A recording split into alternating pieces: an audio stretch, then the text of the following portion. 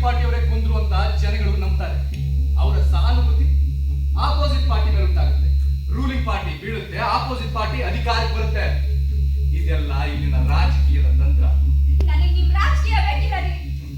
ನೀನು ಕಿರ್ಚಿದ್ರು ಇಲ್ಲಿ ಅಕ್ಕಪಕ್ಕ ಯಾರು ಬರೋದಿಲ್ಲ. ಮೆಲ್ಲಗೆ ಮಾತಾಡು. ಇಲ್ಲಿ ನಡೆದಿರೋದು ನಾನು ನಿನ್ ಗಂಡನಿಗೆ ಹೇಳಿದೆ. ಅವನು ಅದನ್ನ ನಮ್ದು ಅಂತ ಇಟ್ಕೋ. ಇಬ್ರು ಸೇರ್ಕೊಂಡು ಪೊಲೀಸ್ ಸ್ಟೇಷನ್ ಹೋಗ್ತೀರಿ. ಶ್ರೀಕಾಂತ್ ಕೊಲೆ ಮಾಡಿದ ಸಿದ್ರಿಂಗು ನಮ್ಮ ಮನೆಗೆ ಬಂದಿದ್ದ, ಹಾಗಿದ್ದ ಹೀಗಿದ್ದ ಅಂತ ಒಳ್ಳೆ ಮಾಡ್ತೀರಿ. ಏನಾಗುತ್ತೆ ಹೇಳ? ಪೊಲೀಸ್ ಇನ್ಸ್ಪೆಕ್ಟರ್ ಶಾಂತವಾಗಿ ನಿಮ್ಮ ಮಾತುಗಳನ್ನ ಕೇಳಿಸ್ಕೊಂತಾನೆ, ಕೂಲಾಗಿ ಹೇಳ್ತಾನೆ, ಎಸ್ ಮಿಸ್ಟರ್ ಪ್ರಕಾಶ್, ತುಂಬಾ ದಿನದಿಂದ ನಾವು ನಿಮ್ಗೆ ವಾಚ್ ಮಾಡ್ತಾ ಇದ್ವಿ. ಈಗ ನೀವಾಗೆ ಬಂದಿದ್ರಿ, ಒಳ್ಳೇದಾಯ್ತು. ಸಿದ್ರಿಂಗುರ ನೀವೇ ಹಿಡ್ಕೊಡ್ತಿರೋ ಇಲ್ಲ ನೀವೇ ಜೈಲ್ ಸೇರ್ತಿರೋ? ನಿನಗೆ ಗೊತ್ತಿಲ್ಲ ಅವ್ರಿಗೆ. ಪೊಲೀಸ್ನವ್ರಿಗಾಗ್ಲೇ ಯಾರು ಗೆಲ್ತಾರೆ ಅಂತ ಗೊತ್ತಾಗಿದೆ. ಅವ್ರಾಗ್ಲೇ ಶಾಮೀಲಾಗಿದ್ದಾರೆ. ಪಾಪ ನೀವು ತುಂಬಾ ಇನ್ನೊಸೆಂಟ್. ನನ್ ಮಾತು ಕೇಳು, ನಾನ್ ಹೇಳೋದಿಲ್ಲ ನಿನ್ ಒಳ್ಳೇದಕ್ಕಾಗಿ. ಈಗ ಕತೆ ಕೇಳು. ಸಿನಿಮಾ ನಡೀತಿದೆ ಅಂತ ಇಟ್ಕೋ. ನಿನ್ ಹಾಗೆ ಮಧ್ಯಮ ವರ್ಗದ ಒಬ್ಬ ಹೆಂಗಸು ಮನೆಯಲ್ಲಿ ಒಬ್ಬಳೆ. ರಾತ್ರಿ 8 ಗಂಟೆ ಸಮಯ. ಅಷ್ಟರಲ್ಲಿ ಬಾಗಿಲು ಹೋಗಿ ಬಾಗಿಲು ತೆಗಿತಾಳೆ. ಬಂದವನು ಕೊಲೆಗಾರ, ಕಳ್ಳ, ನನ್ನಂತವನು ನುಗ್ತಾನೆ, ಬಾಗ್ಲಾಕೋತಾನೆ. ಎಲ್ಲ ಇವತ್ತಾಗೆ ಪ್ರೇಕ್ಷಕರು ಅನ್ಕೋತಾರೆ, ಓಹೋ ಏನೋ ಆಗುತ್ತೆ ಹೇಗಂತ. ಆದ್ರೆ ಏನೂ ಆಗಲ್ಲ. ಅಷ್ಟರಲ್ಲಿ ಕೊಲೆಗಾರ ಗಡಿಯಾರ ನೋಡ್ಕೊಳ್ತಾ ನನಗೆ ಬರ್ತೀನಿ ಬಾಯ್ ಬಾಯ್ ಅಂತ ಬಾಗಿಲು ತೆಗೆದು ತನ್ನ ಪಾಡುತ್ತಾ ಹೋಗ್ತಾನೆ. ಈಗ ಒಳಗಡೆ ಬಂದವನು ಗಂಡ. ಮುಂದಿನ ಕಥೆ ನೀನು ಹೇಳು. ಗಂಡ ಹೆಂಡತಿ ವಿಷಯದಲ್ಲಿ ನನಗೆ ಅನುಭವ ಸಾಲದು. ನನ್ನ ಗಂಡನಿಗೆ ನನ್ನ ಮೇಲೆ ಪೂರ್ತಿ ನಂಬಿಕೆ ಇದೆ. ನೀವೇನು ಬ್ಲಾಕ್ ಮೇಲ್ ಮಾಡೋ ಅಗತ್ಯ ಇಲ್ಲ ರೀ. ಮಿಸ್ಟರ್, ನಿಮ್ಮ ಮನಸ್ಸಲ್ಲಿ ಏನಿದೆ ಅಂತ ನನಗೆ ಈಗ ಅರ್ಥ ಆಗ್ತಿದೆ. ನಮ್ಮ ಗಂಡ ಹೆಂಡತಿ ಸಂಸಾರದಲ್ಲಿ ಉಳಿನೋದಕ್ಕೆ ಅಂತ ಬಂದಿದ್ದೀನಿ. ನೋಡು, ನನಗೆ ನಿನ್ ಗಂಡನ ಕೊಲೆ ಮಾಡೋದಾಗ್ಲಿ ಅಥವಾ ನಿನ್ ಸಂಸಾರನ ಕೆಡ್ಸೋದಾಗ್ಲಿ ನನಗೆ ಇಷ್ಟ ಇಲ್ಲ. ಆದ್ರೆ ಅದೆರಡೂ ಹಾಗ ನೋಡ್ಕೊಳ್ಳೋದು ನಿನ್ ಕೈ.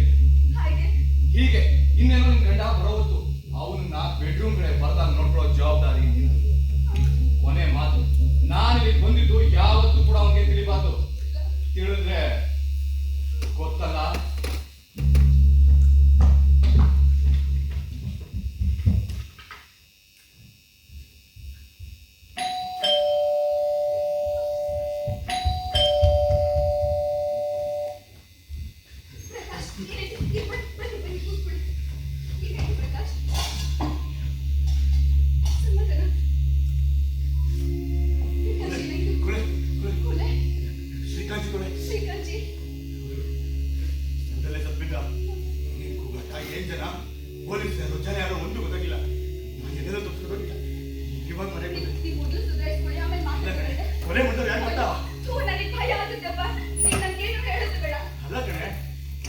ನಾನೇ ಹೇಗಿದ್ದೀನಿ, ನೀನ್ ಆಗ್ಲೇ ಬೆದ್ರಿ ಬೇವುತ್ತಾ ಇದೆಯಾ?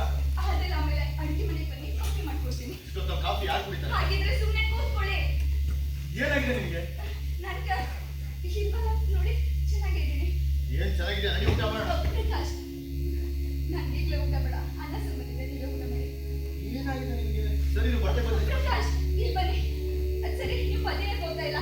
ಆ ಕಣ್ಣಿಂದ ಪಿಕ್ಚರ್ ಅಂತ ಎಷ್ಟು ಚೆನ್ನಾಗಿತ್ತು. ನಿಮ್ ಕಾವ್ಯ ಅಂದ್ರೆ ನನ್ಗೆ ಎಷ್ಟು ಇಷ್ಟ ಗೊತ್ತಾ? ಅರ್ಥ ಆಗೋದಿಲ್ಲ, ಆದ್ರೂ ಮೈ ಚುಮ್ಮ ಅನ್ಸುತ್ತೆ. ಪ್ಲೀಸ್ ಓದಿ ಪ್ರಕಾಶ್. ಮತ್ತೆ ಕೊನೆಯೋ ಸತ್ಯ ಹೇಳಿ ಅಂತ. ಆಯ್ತು, ಅದನ್ನ ಮೊದಲು ಹೇಳಿ. ಇಲ್ಲಿಂದ ಹೋದ್ರಲ್ಲ, ನೀವು ಆಗ್ಲೇ ಜನ ಸೇರಿದ್ರಾ? ಮತ್ತೆ ಶ್ರೀಕಾಂತಿ ಅಂದ್ರೆ ತಮಾಷೆನ? ಜನ ಆಗ್ಲೇ ಸಾಗರ ತರ ಸೇರಿದ್ರು. ಶ್ರೀಕಾಂತಿ ಇನ್ನೇನ್ ಡಯಾಸ್ ಹುಟ್ಟಬೇಕು, ಅಷ್ಟಲ್ಲಿ ಕರೆಕ್ಟ್ ಹೋಯ್ತು ಮಾಡ. ಮುಂದಿಂದೆಲ್ಲ ನನಗೆ ಗೊತ್ತು. ಯಾರೋ ಶ್ರೀಕಾಂತಿ ಮೇಲೆ ಗುಂಡ ಹಾರಿಸಿದ್ರು. ಶ್ರೀಕಾಂತಿ ಅಲ್ಲೇ ಸತ್ಬಿದ್ದ. ಹೌದು, ಜನ ಗಲಾಟೆ ಮಾಡಿದ್ರು. ನೀವೆಲ್ಲ ಸುತ್ತಾಡಿ ಇಲ್ಲಿ ಬಂದ್ರೆ ಸರಿ ತಾನೆ? ಇದೆಲ್ಲ ನಿಂಗೆ ಹೇಗೆ ಗೊತ್ತಾಯ್ತು? ಅಷ್ಟು ಗೊತ್ತಾಗೋದಿಲ್ವಾ? ಜನ ಮಾತಾಡ್ಕೊಂಡು ಹೋಗ್ತಾ ಇದ್ರು, ಕೇಳಿದೆ. ಚಿನ್ನ, ಇಲ್ಲಿ ಕಾಮನ್ ಕೆಲ್ಸ್ಗೆ ಕಡೆ ಪಕ್ಷ ಒಂದು ಕಿಸ್ ಆರು ಕೊಡ್ಬೇಕು. ನಿಮ್ಗೊಂಚೂರು ನಾಚಿಕೆ ಇಲ್ಲ. ಬನ್ನಿ, ನಿಮ್ ಜೊತೆ ನಾನು ಚರ್ಚೆ ಮಾಡೋದು. ಇಷ್ಟೊತ್ತಲ್ಲಿ ಏನೇ ಅದು? ಈಗ ನೀವು ಹೇಳೋದು ಶ್ರೀಕಾಂತಿನ ಯಾರೇ ಬಂದ್ರು, ರೂಲಿಂಗ್ ಪಾರ್ಟಿ ಅವರು ಬಂದ್ರು ಜನ ಮಾಡ್ತಾರೆ. ಜನರು ಸಹಾನುಭೂತಿ ಅಪೋಸಿಟ್ ಪಾರ್ಟಿ ಅವ್ರಿಗೆ ಸಿಕ್ಕಿ ಅವ್ರಿಗೆ ಎದ್ದು ಬರ್ತಾರೆ. ಅದೇನಪ್ಪ ನೀನು ಹೇಳೋದು ನನಗೆ ಒಂದು ಅರ್ಥ ಆಗ್ತಿದೆ. ಅರ್ಥ ಆಗೋಕೆ ಏನಿದೆ ಇದರಲ್ಲಿ? ಶ್ರೀಕಾಂತಿನ ಅಪೋಸಿಟ್ ಪಾರ್ಟಿ ಅವರೇ ಬಂದ್ರು ಅಂತ. ಆದ್ರೂ ರೋಜಿ, ನಾನು ಬುದ್ಧಿವಂತ. ಹಾಗೆ ಹೇಗಂತ್ಯ? ಬುದ್ಧಿವಂತಿಕೆ ಅಂದ್ರೆ ಏನು ಅಂದ್ರೆ ಹಣ್ಣು ಯಾವುದು ಹೆಣ್ಣು ಯಾವುದು ಅಂತ ತಿಳಿಯೋದು. ಈಗ ಇದೇನು ಅಂತ ನನ್ನ ಕೇಳಿದ್ರೆ, ಇದು ನನ್ನ ಮುದ್ದಿನ ಸೇಬುಗಳು. ಅರೆ, ಏನಾಯ್ತು? ಮೈಯಲ್ಲಿ ಸುತ್ತಾ ಇದೆ? ಗೊತ್ತಿಲ್ಲ ಪ್ರಕಾಶ್, ನೀವು ಹೋದಾಗಿಂದ ಒಂಥರ ಆಗ್ತಿದೆ. ಅದೇ ಅನ್ಕೊಂಡೆ, ಬಂದಾಗಿಂದ ಒಂಥರ ಇದೆ. ಇರು ಡಾಕ್ಟರ್ ಕರ್ಕೊಂಡು ಬರ್ತೀನಿ. ಪ್ರಕಾಶ್, ಡಾಕ್ಟರ್ ಬೇಡ, ನಾನು ರೆಸ್ಟ್ ಮಾಡಿದ್ರೆ ಸರಿ ಹೋಗುತ್ತೆ. ನನ್ನ ಜೊತೆ ಇರಿ ಸಾಕು. ಸರಿ.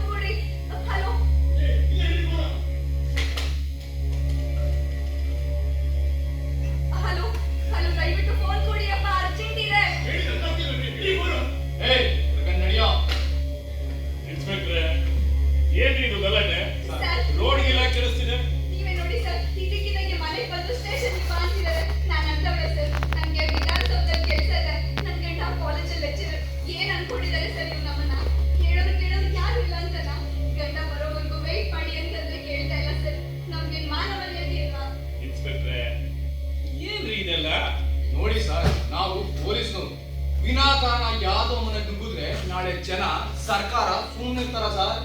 ನೀವು ಸುಮ್ಮನಿರ್ತೀರಾ? ಈ ಮನೇಲೇನೋ ನಡೀತಿದೆ ಅಂತ ತುಂಬಾ ತಿಂಗಳಿಂದ ನಾವು ವಾಚ್ ಮಾಡ್ತಾ ಇದ್ವಿ. ಈಗ ಕೆಲವು ತಿಂಗಳಿಂದ ಯಾವನೊಬ್ಬ ರಾತ್ರಿ 8 ಗಂಟೆ ಸಮಯಕ್ಕೆ ಬಂದ, ಬಾಗಿಲು ತೆಗೀತು, ಮುಚ್ಕೊಂತು, ಸರಿ ರಾತ್ರಿ ವಾಪಸ್ ಹೋದ ಸರ್. ದಿನ ನಡೀತಾನೆ ಇದೆ ನಾದಿದು. ನಾವು ನೋಡಿ ನೋಡಿ ಸಾಕಾಗೋಯ್ತು ನೋಡಿ. ಇವರು ಎಜುಕೇಟೆಡ್, ಸಾಕ್ಷಿ ಪುರಾವೆ ಎಲ್ಲ ಕೇಳ್ತಾರಲ್ಲ, ಅದಕ್ಕೆ ಕಾಯ್ತಾ ಇದ್ವಿ ಸರ್. ಇವತ್ತು ಈ ನನ್ನ ಮಗ ಬಂದು ಸಿಗಾಕೊಂಡ ಸರ್. ಏನೋ ಕೆಲಸ ಇತ್ತು ಅಂತ ಬಂದಿದ್ರು, ಬೇಕಿದ್ರೆ ನೀವೇ ಕೇಳಿ ನೋಡಿ ಸರ್. ಸರ್, ಇವನು ಗಂಡ ಅಲ್ಲ, ಫ್ರೆಂಡ್ ಅಂತೆ. ಹಾಡ್ ಹಗಲು ಹೊತ್ತಲ್ಲೇ ಫ್ರೆಂಡ್ ನ ಕರ್ಕೊಂಡು ಯಾರಾದ್ರೂ ಬಾಗ್ ಹಾಕೊಂಡಿರ್ತಾರ ಸ್ವಾಮಿ? ನೀವು ಆಪೋಸಿಟ್ ಪಾರ್ಟಿ ಲೀಡರು, ಗೆದ್ದು ಬಂದ್ರೆ ಮಂತ್ರಿ ಆಗೋರು. ನೀವೇ ಹೇಳಿ ಸರ್. ಇದು ಪ್ರೊಫೆಸರ್ ಪ್ರಕಾಶ್ ಅವ್ರ ಮನೆ ಅಲ್ವಾ? ಹೌದು ಸರ್, ನಾನು ಅವ್ರ ಹೆಂಡತಿ. ಪ್ರಕಾಶ್ ಅವರು ಇಲ್ವಾ? ಇಲ್ಲ ಸರ್, ಎಲ್ಲಿ ಹಾಳಾಗಿ ಹೋಗಿದಾರೋ, ಕಾಲೇಜ್ ನಲ್ಲೂ ಇಲ್ಲ. ಇನ್ಸ್ಪೆಕ್ಟ್ರೆ, ನಿಮಗೆ ನನ್ನ ಮೇಲೆ ನಂಬಿಕೆ ಇದೆಯಾ? ಇಡೋಣ ಸರ್, ಅದಕ್ಕೇನಂತೆ. ಆದ್ರೆ ನಾನು ನಿಮ್ಗೆ ಹೇಳೋದು, ಇಂಥ ಕೇಸ್ನಲ್ಲಿ ತಾವು ತಲೆ ಹಾಕೋದು ಒಳ್ಳೇದಲ್ಲ ಅಂತ. ನಾಳೆ ನೀವು ಏನೇನೋ ಆಗ್ಬೇಕಾದವರು, ನಿಮ್ಗೆ ಯಾಕೆ ಸರ್ ತರಲೆ ತಾಪತ್ರಯ? ನೋಡಿಯಪ್ಪ, ಪಾಪ ಹೆಂಗಸರು ಒಬ್ಬರೇ ಇದ್ದಾರೆ, ಅವ್ರ ಯಜಮಾನರು ಬರ್ಲಿ, ಆಮೇಲೆ ಬೇಕಾದ್ರೆ ವಿಚಾರ ಮಾಡಿ ಬರ್ತಾರೆ. ಸರ್, ಏನ್ ಮಾತು ಸರ್ ಇದು? ಸಾಕ್ಷಿ ಸಿಕ್ಕಾಗ್ಲೇ ಅವರು ನಡೆದನ್ನ ಒಪ್ಕೊಳ್ತಾ ಇಲ್ಲ, ಆಮೇಲೆ ತಾವೇ ಬಂದು ಒಪ್ಕೊಳ್ತಾರ ಸರ್? ನೋಡಿ ಇನ್ಸ್ಪೆಕ್ಟ್ರೆ, ಪ್ರೊಫೆಸರ್ ಪ್ರಕಾಶ್ ಅವರು ನನ್ನ ಸ್ನೇಹಿತರು, ಅವ್ರು ಬರ್ಲಿ, ಬಂದ ಮೇಲೆ ವಿಚಾರ ಮಾಡಿ ಖಂಡಿತ ನಾನೇ ಸ್ಟೇಷನ್ ಕರ್ಕೊಂಡು ಬರ್ತೀನಿ. ಏನೋ ನೀವು ಹೇಳ್ತೀರಿ ಸರ್, ದೊಡ್ಡವರು. ಕೇಸ್ ಸಾಕಾಗಿದೆ ಸರ್, ಇವ್ರನ್ನ ಸ್ಟೇಷನ್ ಕರ್ಕೊಂಡು ಬರೋದು ನಿಮ್ಮ ಜವಾಬ್ದಾರಿ ಸರ್. ಸರಿ, ಬರ್ತೀನಿ ಸರ್ ನಾನು. ಒಳ್ಳೆ ಬರ್ರೋ.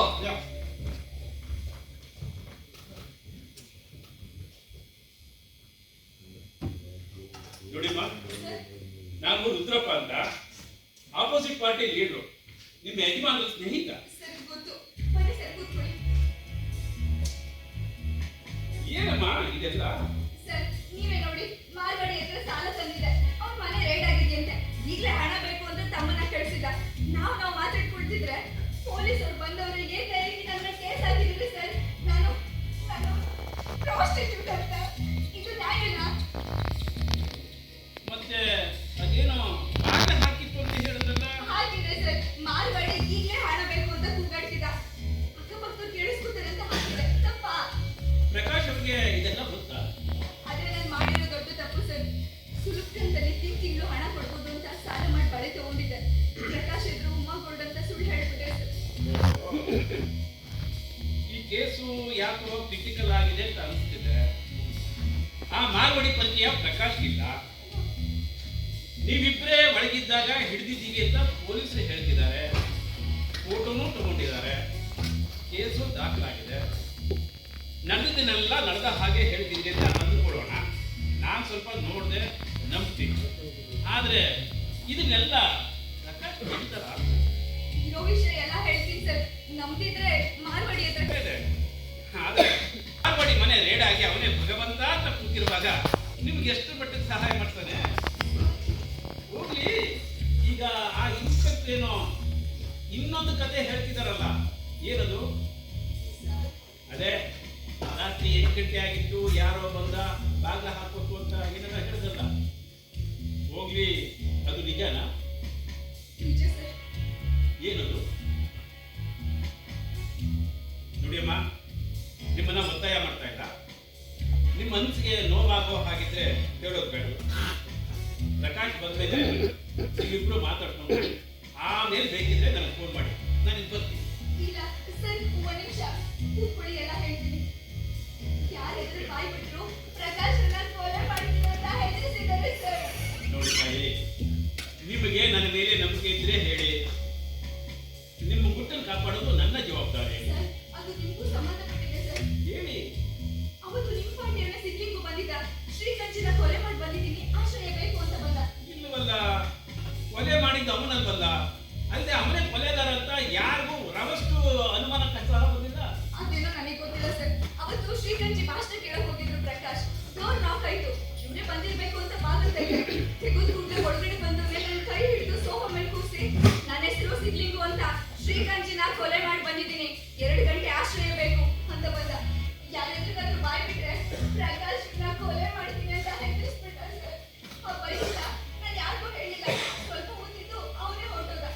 ಹೋಗುವಾಗ ಪ್ರಕಾಶ್ ಕಡೆಗೆ ಬೀಳಿಲ್ಲ? ಇಲ್ಲ ಸರ್, ಆ ಕಿಟಕಿಯಿಂದ ಹಾರೋದ. ನೋಡಿಯಮ್ಮ, ಪೊಲೀಸರಲ್ಲಿ ಕೇಸು ದಾಖಲಾಗಿದೆ ಅಂದ ಮೇಲೆ ಪ್ರಕಾಶ್ ಸ್ಟೇಷನ್ ಹೋಗಲೇಬೇಕು. ಆಗ ಆ ಇನ್ನೊಂದು ಘಟನೆನೂ ಹೊರಗೆ ಬಂದೇ ಬರುತ್ತೆ. ಆಗ ನೀವೇನೇ ಹೇಳಿದ್ರು ಪ್ರಕಾಶ್ ನಂಬೋದು ಕಷ್ಟ. ನೋಡಿ, ಆ ಹಾಳಾದ ಸಿದ್ಲಿಂಗು ಅದು ಏನು ಮಾಡಿ ಬಂದಿದ್ದು ಇಲ್ಲಿಗೆ ಗೊತ್ತಿಲ್ಲ, ಅಥವಾ ಅವನೇ ಹೇಳೋ ಹಾಗೆ ಒಲೆನೇ ಮಾಡಿ ಬಂದಿದ್ದಾನೋ ಗೊತ್ತಿಲ್ಲ. ಆ ದಿನ ಸಿದ್ಲಿಂಗು ಇಲ್ಲೇನಾದರೂ ಬಿಟ್ಟು ಹೋಗಿದ್ದಾನ? ಇಲ್ಲ ಸರ್. ನೋಡಿ ತಾಯಿ, ನಾನು ಹೇಳೋದನ್ನ ಕೇಳೋದಾದ್ರೆ ಈಗಲೂ ನೀವು ಇದೆಲ್ಲದರಿಂದ ಪಾರಾಗಬಹುದು. ಪೊಲೀಸರಿಗೂ ತಿಳಿಸ್ತೆ, ಪ್ರಕಾಶ್ಗೂ ಹೇಳಿ. ಸರ್ ದಯವಿಟ್ಟು ಹಾಗೆ ಅಂತ ಹೇಳಿ ಸರ್. ಅಸೆಂಬ್ಲಿ ಮೆಂಬರ್ ಒಬ್ರು ದಾನಪ್ಪ ಅಂತ ಇದ್ದಾರೆ, ಗೊತ್ತಾ? ನೋಡಿದೀನಿ ಸರ್. ಉತ್ತರ ಕರ್ನಾಟಕ ಕಡೆಯವರು. ಅವರು ತುಂಬಾ ಒಳ್ಳೆಯವರು. ಕಷ್ಟ ಅಂತ ಯಾರೇ ಹೋದ್ರು ಸಹಾಯ ಮಾಡ್ತಾರೆ. ಆ ದಾನಪ್ಪನಿಗೂ ಈ ಇನ್ಸ್ಪೆಕ್ಟರ್ಗೂ ಒಳ್ಳೆ ಸ್ನೇಹ. ಆ ದಾನಪ್ಪ ಹೇಳಿದ ಒಂದು ಮಾತನ್ನು ಈ ಇನ್ಸ್ಪೆಕ್ಟರ್ ಮೀರೋದಿಲ್ಲ. ಯಾಕೆ ಅಂತಂದ್ರೆ ಈ ಇನ್ಸ್ಪೆಕ್ಟರ್ ಆಗಿರೋದೇನು ಆ ದಾನಪ್ಪನಿಂದ. ಒಂದು ಮಾತು ಹೇಳ್ಬೋದಲ್ಲ ಸರ್? ನನಗೂ ಅವ್ರಿಗೂ ಅಷ್ಟಕ್ಕಷ್ಟೇ. ಆ ದಾನಪ್ಪನ ಬಗ್ಗೆ ನಿಮಗೆ ಯಾವುದೇ ಅನುಮಾನ ಬೇಡ. ಕಷ್ಟ ಅಂತ ಯಾರೇ ಹೋದ್ರು ಇಲ್ಲ ಅಲ್ಲೇ ಸಹಾಯ ಮಾಡ್ತಾರೆ. ಆ ದಾನಪ್ಪ ಅಲ್ಲಿಂದಲೇ ಈ ಇನ್ಸ್ಪೆಕ್ಟರ್ಗೆ ಒಂದೇ ಒಂದು ಫೋನ್ ಮಾಡೋದು ಸಾಕು, ಇವನು ಕೇಸ್ನ ಕೈ ಬಿಡಬೇಕು, ಬಿಟ್ಟೇ ಬಿಡ್ತಾರೆ. ಒಂದ್ಸಲ ಕೇಸ್ ರದ್ದಾದ್ರೆ ಪ್ರಕಾಶನ ನಿಭಾಯಿಸೋದು ಕಷ್ಟ ಆಗುತ್ತೆ. ಅಷ್ಟರಲ್ಲಿ ಸಿದ್ಲಿಂಗು ಏನಾದರೂ ಫೋನ್ ಮಾಡಿದ್ರೆ, ನಿನ್ನಿಂದ ನಮ್ಮ ಸಂಸಾರ ಹಾಳಾಗ್ತಾ ಇದೆ, ನೀನೇ ಬಂದು ನಮ್ಮ ಯಜಮಾನರಿಗೆ ಹೇಳಪ್ಪ ಅಂತ ಹೇಳಿ. ನೀವೀಗ ದಾನಪ್ಪನ ಕಡೆ ಹೋಗ್ತೀನಿ ಅನ್ನೋದಾದ್ರೆ ಅವ್ರು ಎಲ್ಲಿದ್ದಾರೆ ಅಂತ ನಾನು ವಿಚಾರಿಸಿ ಹೇಳ್ತೀನಿ. ನಾನೊಂದು ಫೋನ್ ದಯವಿಟ್ಟು ಮಾಡಿ.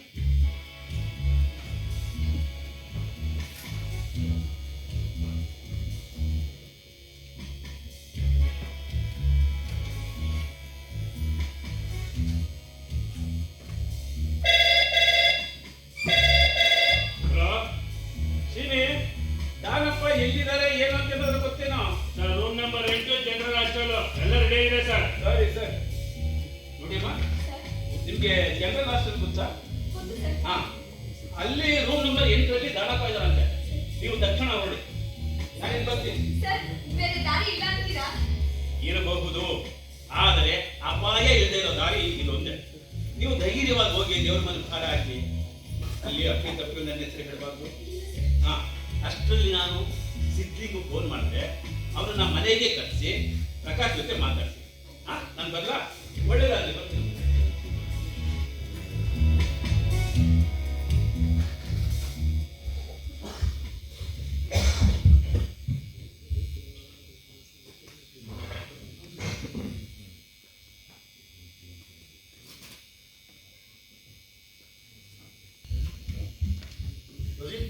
ಹೊರಗಡೆ ಹೊರಟ್ಯಾ? ಹಾ ಪ್ರಕಾಶ್ ಬರ್ತೀನಿ ರೀ. ಏನಂತ ಕಾಲೇಜಿಗೆ ಫೋನ್ ಮಾಡಿದ್ದೆ? ಮಾಡಿದೆ, ಬರ್ತೀನಿ ರೀ.